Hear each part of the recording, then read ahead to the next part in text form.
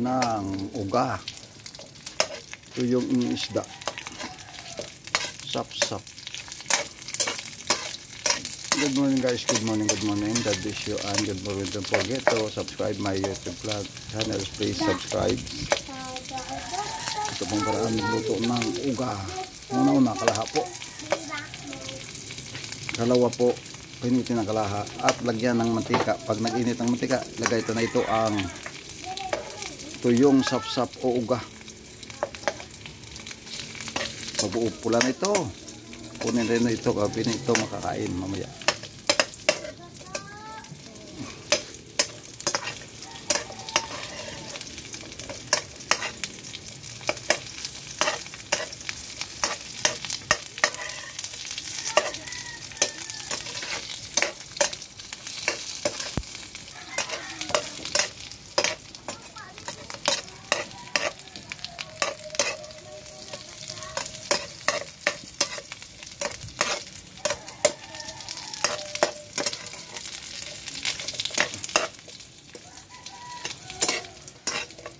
Nag-aamoy na, nagbagbango ng amoy.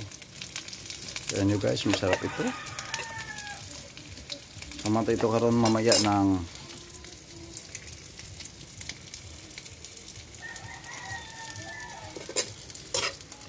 paho.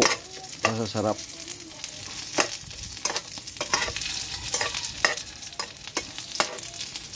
At samantay ito ng utan, gulay.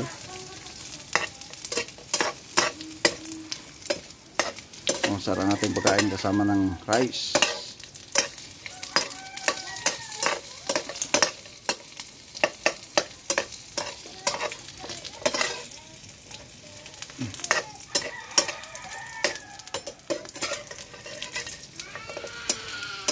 Pakabilis ito magsaing ng rice ng tuyong isda. Sap-sap. So, sa amin dito sap-sap ang dayalik. Ito muna ng kuan ng kahoy, dagdag ta.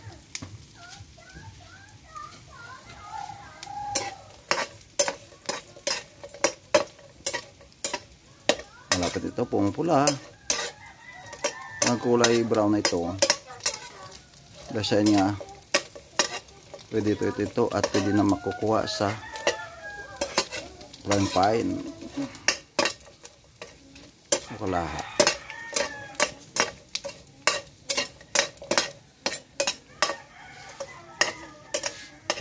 Don't forget to subscribe to my YouTube channel. Please subscribe to my any kind of videos or YouTube channels.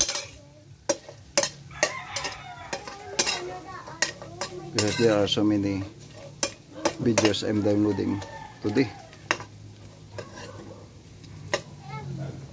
like the exercises, pampaganda ng katawan, papatibay ng katawan, papagrow ng muscles. Nakita nyo mamaya yung gabi pag na-download dito YouTube channels. Gamit tayo ng dumbbell. At ngayon nagtitiking naman tayo ng videos na regarding how to cook the dry fish.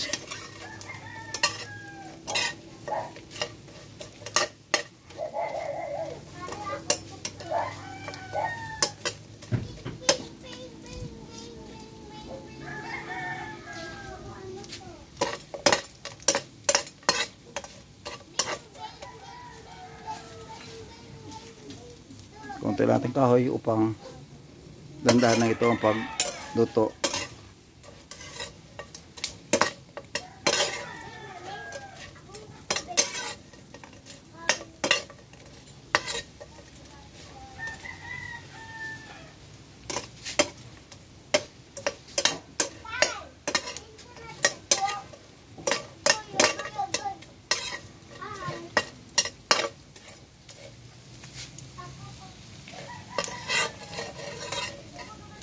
Ito po ang dry fish.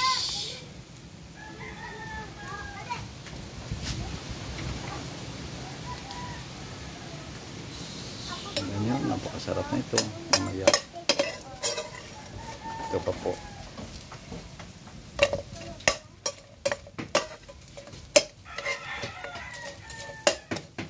Malapit na magpupula. O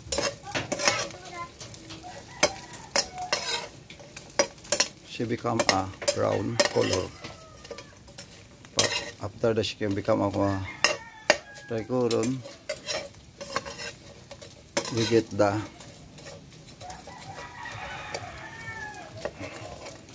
prang pine and to put the plate.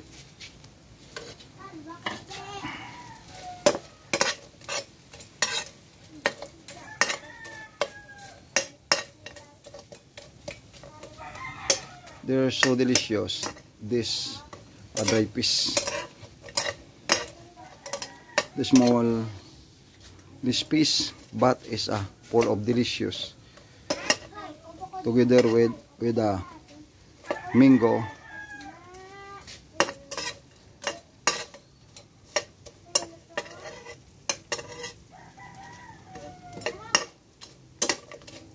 Nanyo, malapit na magkukulay ng brown o become a brown color. The simple video tonight regarding to how to cook the dry fish.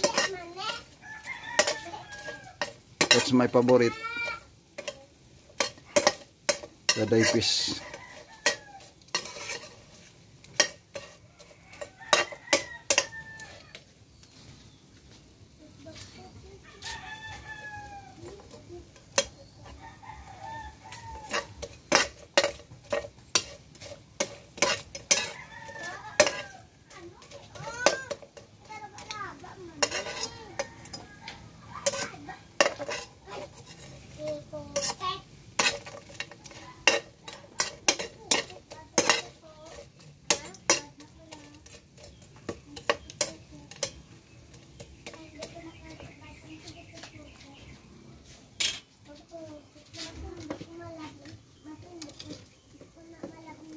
I'm ready to eat now.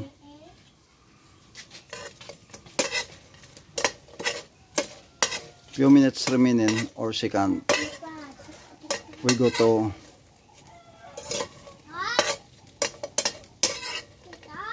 get the frying pan and to put the plate. Okay, I'm ready now to watch and observe.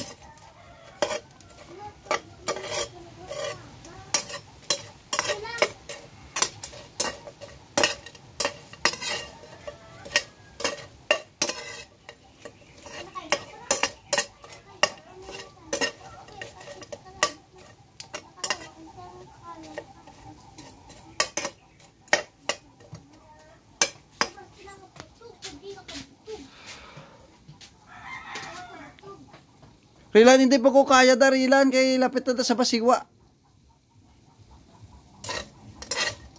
Sino ka? Balik naman.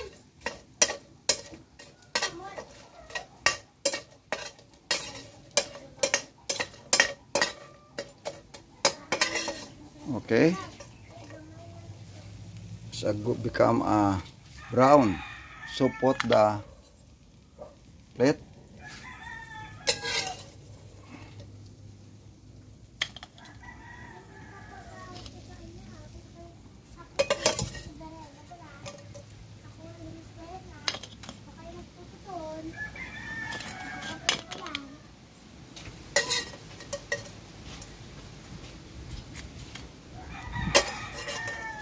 So guys, we have finished my cook regarding the dry fish. God bless and good morning to all nation. God bless you and good morning.